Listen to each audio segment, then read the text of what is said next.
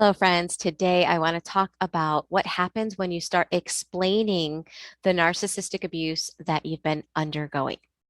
Okay, in other words, you probably were undergoing narcissistic abuse for a very, very, very long time without even understanding, right? You were so focused on trying to make the other person happy, trying to make sense out of the chaos that you didn't even realize for a long time that it had nothing to do with you, that no matter what you did, nothing was going to change the chaos because it had everything to do with the other person wanting that chaos, right? So you finally understand, you finally come across terms that open your eyes to narcissistic abuse. And now you feel validated and you want to share that with maybe some friends, family members, or even your therapist. In today's video, I want to talk about 3 reasons why sharing what you're going through with some people, with people that don't understand, why it can often make you feel worse. That being said, let's dive in. For those that don't know me, my name is Michele. I'm a life and relationship coach. I specialize in helping people overcome narcissistic abuse, childhood trauma, and complex PTSD. I'm the founder of the Thriver School of Transformation, which is a monthly membership where Thrivers all over the world meet live weekly and we do the inner work together. I'll leave the link here for anyone that wants to check it out. Okay, so let's get into the first reason why you wind up feeling worse after telling people what you're going through. Okay. And this really happens more with covert narcissists, because if you're dealing with an overt narcissist, people can see that the person is a jerk. Okay. Overt abusers are obvious abusers. People understand that level of meanness. They can see that that person is cruel, unkind, and unloving. But when it comes to a covert abuser, the person that's being abused by the covert narcissist may not realize that that narcissist, it has 2 faces, right? They have the face that they put on when they're with you, which is the abuser face, the abusive person and all the characteristics and all the manipulation games associated with it. And then they have the martyr face, or the victim, or they're the victim as well, or the nice guy or girl face, the charming face that's reserved for everyone else but you. So what often happens is the covert abuser abuses behind closed doors, and they are always in role. So when they're with you, they're abusing, but when someone is around, they shift right into that role. And they often will abuse you right before they're going to be around people, whether it's your family, your friends, somebody at work, a neighbor. They'll be extremely cruel. And you'll see them, how cruel they are. And then suddenly people are around and you think that they're still them and people are going to notice. But what you don't realize is the second someone else is around, they switch masks. And now they have their I am amazing face on. And since you were just abused, you look a mess, right? You're upset, you're angry. You're probably giving a tone, right, to the other person. You're probably ticked off at them. And what you don't realize is that people aren't looking at you guys saying, oh, this is someone being abused by this person. No, they're seeing someone that looks amazing and nice and like a victim and who's so helpful and kind, and an angry, resentful, upset, unhappy person. So thinking about how long that pattern of them abusing you behind closed doors and then acting amazing in public, thinking about how long that pattern has been going on, right? Now you learn about narcissistic abuse, and now you're going to try to talk to people and tell them, the people in your life, that this amazing person is the problem. But all those years that they've been setting you up by abusing you right before you're around people is actually what discredits your truth. And it is your truth, and you are right.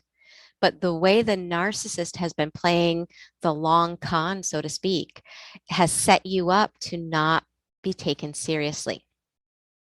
On top of that, no one has ever seen that side of the narcissist. And so they're seeing this other side of the narcissist, and it's hard for them to believe.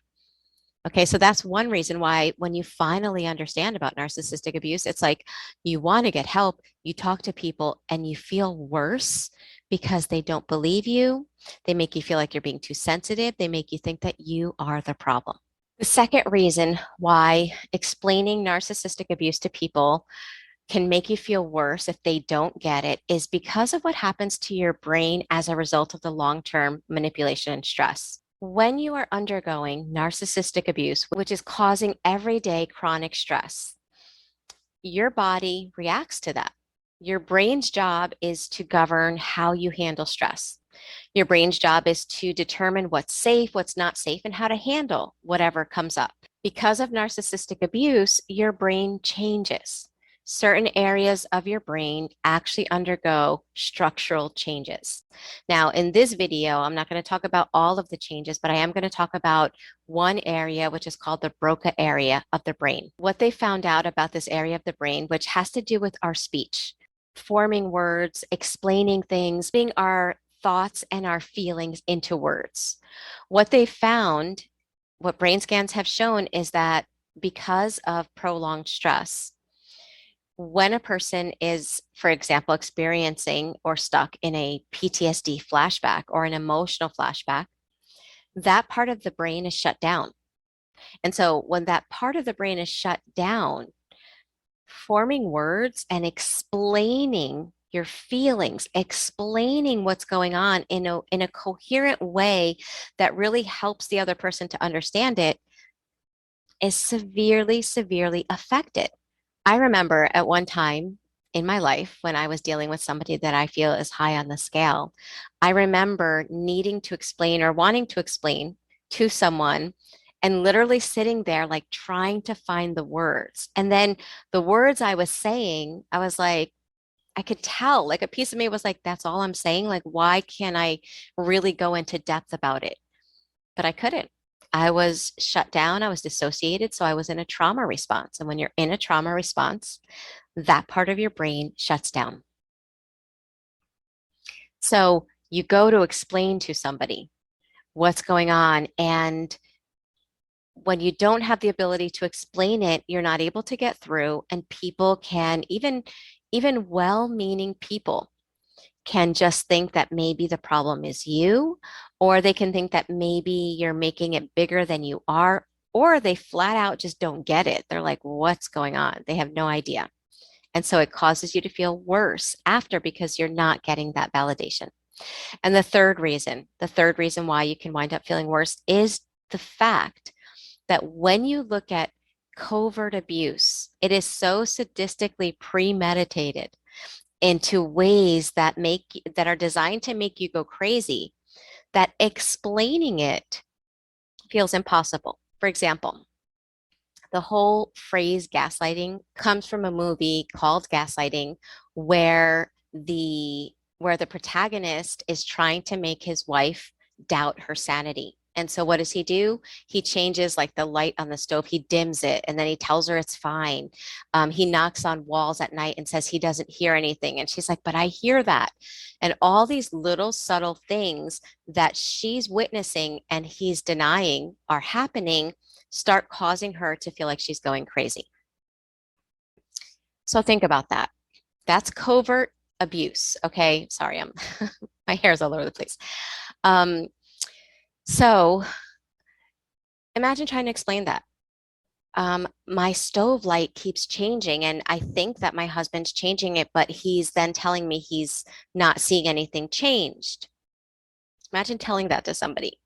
Or I'm hearing these sounds at night, but I ask my husband and he's like, no, everything's fine. I think he's lying to me. Who's the person going to think is crazy? I hate to say it, but a lot of the things that covert narcissists do are so odd and so weird and so not normal, right? When it comes to what people are used to seeing as abuse or manipulation, that it causes people to think that the one explaining it is losing their mind. And that is exactly what a covert narcissist wants. So for those three reasons, Sometimes explaining it to people, even well-meaning people, can cause you to feel worse. I have had so many clients tell me that with their therapists, they experienced that invalidation where the therapist didn't believe them or where they were made to feel like somehow it was their fault or they were being too sensitive. In other words, they were in a way experiencing what's known as secondary abuse, right? By somebody just invalidating what you're saying and then blaming you, and it only made them feel worse. So, what's the solution? If you are new to understanding narcissistic abuse and you're craving validation, it's understandable because a lot of narcissistic abuse, especially if it comes from childhood, narcissistic parents never gave you validation. Therefore, you never learned how to give it to yourself, and you might be stuck thinking you need it from someone outside of self. If you did not develop the ability to self validate, you can get stuck needing it from outside of self. So that's the first thing to start noticing. Am I constantly seeking validation outside of self? Am I able to validate myself? Now, most people that are new on the journey to heal have a hard time, and it's normal because you were never taught how to do that. And so the first step is strengthening your ability to self-validate, because when you know how to trust yourself, when you are reconnected to you, instead of being so externally focused that you're not even aware of you, but you start focusing within on how do I see this? What do I think about this? Do I think this is right or wrong? And you start recalibrating to yourself, then you can feel grounded no matter what anyone else thinks. Okay, so I encourage you to do that. And if you're struggling to connect to self, remember to check out the Thriver School of Transformation, because it is a community of thrivers all over the world. And the inner work is not easy to do. So it's really nice to have a safe place to be able to do it along with others. So make sure you check it out.